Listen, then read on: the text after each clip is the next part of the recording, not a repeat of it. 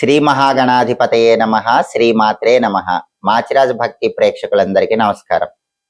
నవగ్రహాలలో బుధగ్రహము ఫిబ్రవరి 3వ తేదీ మంగళవారం రాత్రి 9:54 మకర రాశిలో నుంచి కుంభరాశిలోకి మారుతోంది. అంటే బుధుడు కుంభ సంక్రమణం జరుగుతోంది. ఇలా కుంభరాశిలోకి మారిన బుధుడు మళ్ళీ ఏప్రిల్ 11వ తేదీ వరకు కుంభరాశిలో ఉండి ఏప్రిల్ 11వ తేదీ మీనరాశిలోకి ప్రవేశిస్తున్నాడు. అంటే ఫిబ్రవరి 3వ తేదీ నుంచి ఏప్రిల్ 10వ తేదీ వరకు బుధుడు కుంభరాశిలోనే ఉంటాడు. ఈ సమయంలో బుధుడు కుంభరాశిలో ఉండటం, బుధుడి కుంభ సంక్రమణం అనేది 12 రాశుల వారికి ప్రత్యేకమైన ఫలితాలను ఇస్తుంది. ఈ బుధుడి కుంభ సంక్రమణం కొన్ని రాశులకు అనుకూల ఫలితాలను కలిగింపజేస్తుంది, కొన్ని రాశులకు వ్యతిరేక ఫలితాలను కలిగింపజేస్తుంది. కాబట్టి ఈ బుధుడి కుంభ సంక్రమణం ఏ రాశులకు అనుకూల ఫలితాలు కలిగింపజేస్తుందో, ఏ రాశులకు వ్యతిరేక ఫలితాలు కలిగింపజేస్తుందో, అనుకూల ఫలితాలు రెట్టింపు చేసుకోవటానికి, వ్యతిరేక ఫలితాలు తగ్గింపజేసుకోవటానికి, బుధుడి బలాన్ని పెంచుకోవటానికి 12 రాశుల వారు ఎలాంటి విధి విధానాలు పాటించాలో ఈ వీడియోలో మనం తెలుసుకుందాం. తదుపరి వృషభ రాశి. వృషభ రాశి వాళ్ళకి బుధుడి కుంభ సంక్రమణం వల్ల వచ్చే ఫలితాలను మనం పరిశీలించినట్లయితే వృషభ రాశి నుంచి లెక్కబెట్టినప్పుడు వృషభం, మిథునం, కర్కాటకం, సింహం, కన్య, తుల, వృశ్చికం, ధనుస్సు, మకరం, కుంభం. అంటే బుధుడి కుంభ సంక్రమణం అనేది వృషభ రాశి వాళ్ళకి 10వ స్థానంలో ఏర్పడింది. 10వ స్థానములో బుధుడు యోగించడు అని జ్యోతిష శాస్త్ర గోచార గ్రంథాలు తెలియజేస్తున్నాయి. కాబట్టి ఈ బుధుడి కుంభ సంక్రమణం అనేది కొన్ని ప్రత్యేకమైన విషయాలలో వృషభ రాశి వాళ్లకు వ్యతిరేక ఫలితాలను ఇస్తుంది. ఆ ప్రత్యేకమైన విషయాలు మనం పరిశీలించినట్లయితే ప్రధానంగా నీలాపనిందలు వచ్చే అవకాశము వృషభ రాశి వాళ్ళకి ఎక్కువగా ఉంది.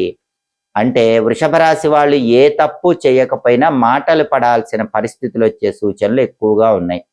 బంధువుల్లో కానీ మిత్రుల్లో కానీ మీ ప్రమేయం లేకుండా మీరు ఎవరినో ఏదో అన్నారని చెప్పి మీ మీద నీలాపనింద వస్తుంది. కాబట్టి సాధ్యమైనంత వరకు వృషభ రాశి వాళ్ళు మౌనంగా చిరునవ్వుతో ఉండే ప్రయత్నం చెయ్యండి.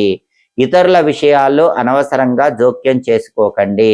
ఒకవేళ జోక్యం చేసుకుంటే మాత్రం మీ తప్పు లేకపోయినా మీరే వాళ్ళని మాట అన్నారనే నీలాపనింద మీరు ఎదుర్కోవాల్సి వస్తుంది. దానివల్ల మీరు బాధపడాల్సి వస్తుంది. తస్మాత్ జాగ్రత్త. కాబట్టి సాధ్యమైనంత వరకు అపనిందలకు దూరంగా ఉండే ప్రయత్నం చేయటం మంచిది.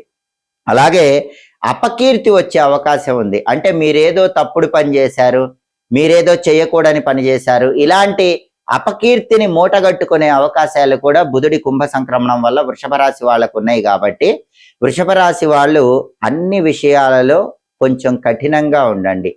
తప్పుడు విషయాల జోలికి వెళ్ళకండి. ఎందుకంటే అటువైపు మీరు సరదాగా ఒక మాట అన్నా కూడా మీరు చెయ్యని తప్పు మీ నెత్తి మీద వేసుకొని అపకీర్తిని పొందాల్సిన పరిస్థితిని బుధుడి కుంభ సంక్రమణం కలిగింపజేస్తుంది. తస్మాత్ జాగ్రత్త. కాబట్టి ఇతరుల విషయాల్లో జోక్యం చేసుకోకుండా ఉండటం, తప్పుడు విషయాల గురించి మాట్లాడకుండా ఉండటం, ఈ రెండు పాటిస్తే మాత్రం ఈ బుధుడి కుంభ సంక్రమణం మిమ్మల్ని ఏం చేయలేదు. మీకు నీలాపనిందలు రావు, మీరు అనవసరంగా అపకీర్తి మూటగట్టుకోరు. కానీ ఈ 2 నియమాలు ఖచ్చితంగా పాటించాలి. ఎవరి విషయంలో జోక్యం చేసుకోవద్దు, తప్పుడు విషయాల గురించి మాట్లాడద్దు. అలాగే సరైన భోజనం లేక కూడా ఒక్కొక్కసారి ఇబ్బంది పడే అవకాశం ఉంటుంది. అంటే విపరీతమైన పని ఒత్తిడి, వర్క్ స్ట్రెస్ పెరగటం వల్ల వేళకు ఆహారాన్ని స్వీకరించలేకపోతారు. ఒక్కొక్కసారి ఒక్కో టైంకి ఆహారం తినటం వల్ల చిన్న చిన్న ఆరోగ్య సమస్యలు వచ్చే అవకాశాలు కూడా ఉన్నాయి. దానివల్ల వేళకు నిద్రపోకపోవటం, ఇలా ఆరోగ్యం కొద్దిగా దెబ్బతినే అవకాశం ఉంది. కాబట్టి మీరు ఎంత బిజీగా ఉన్నా సరే వృషభ రాశి వాళ్ళు ఒక ప్లాన్ ప్రకారం, టైం ప్రకారం ఆహారాన్ని తీసుకునే ప్రయత్నం చేయండి. ఈ బుధుడి కుంభ సంక్రమణం 10వ ఇంట్లో జరిగింది కాబట్టి ఆహారం సమయానికి తీసుకోకపోయినా, సరైన నిద్ర లేకపోయినా దానివల్ల ఆరోగ్య సమస్యలు ఎదురయ్యే అవకాశాలు కూడా ఉన్నాయి. కాబట్టి ఆరోగ్యం పట్ల ప్రత్యేకమైన శ్రద్ధ వహించాలి. భోజనాన్ని ఒక క్రమశిక్షణ ప్రకారం చేసే ప్రయత్నం చేయటం వృషభ రాశి వాళ్ళకి చాలా అవసరం. అలాగే మానసికంగా కొంత ఒత్తిడికి లోనవుతూ ఉంటారు. శారీరకంగా కూడా కొంత అసౌఖ్యం అనేటటువంటిది వృషభ రాశి వాళ్ళు ఎదుర్కొంటూ ఉంటారు. అటువంటప్పుడు శారీరకంగా ఉన్న అసౌఖ్యం మొత్తం కూడా తొలగింపజేసుకోవటానికి ప్రత్యేకమైన యోగా కానీ ప్రాణాయామం కానీ ఇటువంటివి చేయండి. వాటి వల్ల మానసికంగా ఉన్న ఒత్తిడిని కూడా దూరం చేసుకుని ప్రశాంతంగా ఉండటానికి అవకాశం ఉంటుంది. కాబట్టి వృషభ రాశి వాళ్ళకి 10వ స్థానములో ఏర్పడినటువంటి బుధుడి కుంభ సంక్రమణం పరంగా ఈ రకమైన జాగ్రత్తలు తీసుకుంటే ఎటువంటి ఇబ్బందులు లేకుండా వ్యతిరేక ఫలితాలు తొలగింపజేసుకుని అనుకూల ఫలితాలు పొందవచ్చు. ఫిబ్రవరి 3వ తేదీ నుంచి ఏప్రిల్ 10వ తేదీ వరకు బుధుడి కుంభ సంక్రమణం వల్ల అనుకూల ఫలితాలు వచ్చే రాసుల వాళ్ళు అనుకూల ఫలితాలు రెట్టింపు చేసుకోవటానికి, వ్యతిరేక ఫలితాలు వచ్చే రాసుల వాళ్ళు వ్యతిరేక ఫలితాలు తగ్గింపజేసుకోవటానికి కొన్ని శక్తివంతమైనటువంటి బుధుడికి సంబంధించిన పరిహారాలు చేసుకోవాలి. జ్యోతిష శాస్త్ర పరంగా నవగ్రహాలలో బుధుడికి ప్రియమైన ధాన్యం పెసలు.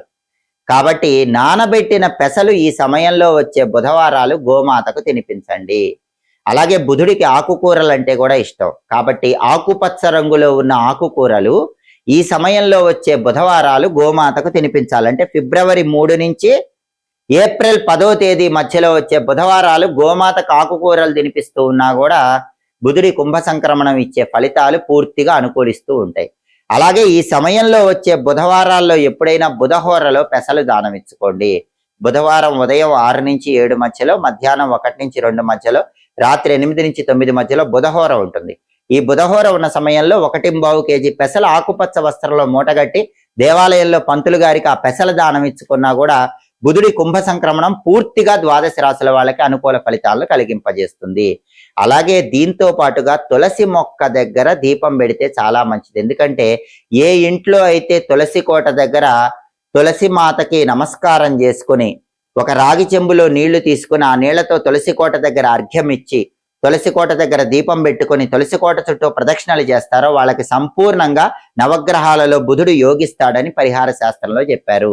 తులసి పూజ ఎంత ఎక్కువగా చేస్తే అంతగా బుధుడి కుంభ సంక్రమణం అనుకూల ఫలితాలనే ఇస్తుంది. అలాగే బుధుడు విశేషంగా యోగించాలంటే బుధవారాలు పెసరపప్పుతో చేసిన పదార్థాలు ఆహారంలో స్వీకరించండి. ఎందుకంటే ఒక గ్రహం యోగించాలంటే ఆ గ్రహానికి ప్రీతిపాత్రమైన ధాన్యాన్ని కూడా ఆహారంలో స్వీకరించాలి. బుధుడికి ప్రియమైన ధాన్యం పెసరపప్పు. కాబట్టి వీలైతే ఎవరైనా బుధవారం పూట ఉపవాసం ఉండి రాత్రికి పెసరపప్పుతో చేసినటువంటి పదార్థాలు, పెసరపప్పు పొంగలి, పెసరపప్పు పాయసం అలాంటివి స్వీకరించిన, ఉపవాసం ఉండలేని వాళ్ళు ఆ రోజు ఎప్పుడైనా పెసరపప్పుతో చేసిన పదార్థాలు తిన్నా కూడా బుధుడి బలాన్ని పెంచుకోవచ్చు. బుధుడి కుంభ సంక్రమణం అనేది పూర్తిగా యోగించేలాగా చేసుకోవచ్చు. అలాగే ఈ పరిహారాలతో పాటుగా బుధుడికి సంబంధించినటువంటి ఒక మంత్రం ఉంటుంది, బుం బుధాయ నమః. ఈ మంత్రాన్ని ప్రతి బుధవారము కూడా 17 సార్లు చదువుకోండి. బుం బుధాయ నమః అనే మంత్రం 17 సార్లు చదువుకుంటే అద్భుత ఫలితాలు కలుగుతాయి. జాతకంలో బుధ మహాదశ 17 సంవత్సరాలు ఉంటుంది కాబట్టి ఈ మంత్రం 17 సార్లు చదువుకోవాలి. అలాగే ప్రతి గ్రహానికి అధిష్టాన దైవం ఉంటుంది. బుధుడికి అధిష్టాన దైవాలు గణపతి, విష్ణుమూర్తి.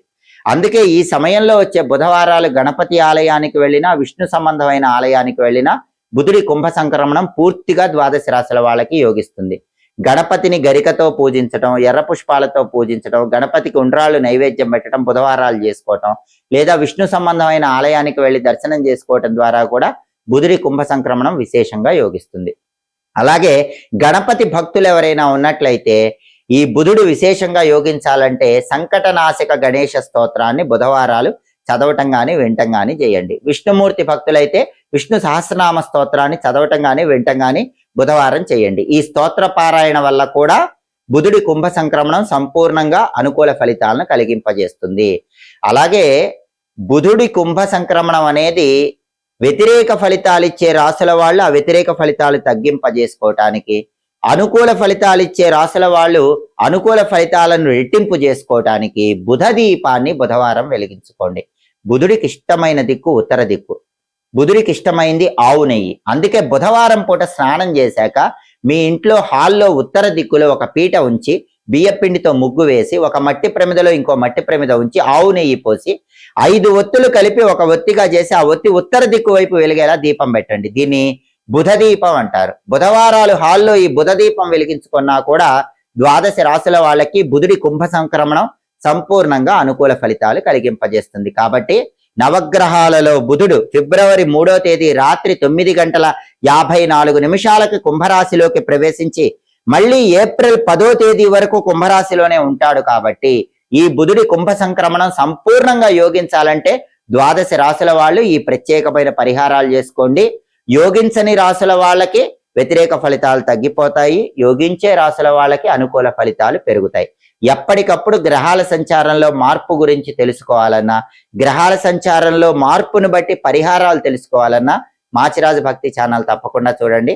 మా వీడియోస్ మీకు నచ్చినట్లయితే మా ఛానల్ లైక్ చేయండి, కామెంట్ చేయండి. మా ఛానల్ వీడియోస్ 10 మంది మిత్రులకు షేర్ చేయండి. మా ఛానల్ సబ్స్క్రైబ్ చేసుకోండి. పక్కనున్న బెల్ సింబల్ నొక్కటం మాత్రం మర్చిపోకండి. సర్వే జనాః సుఖినో భవంతు. స్వస్తి.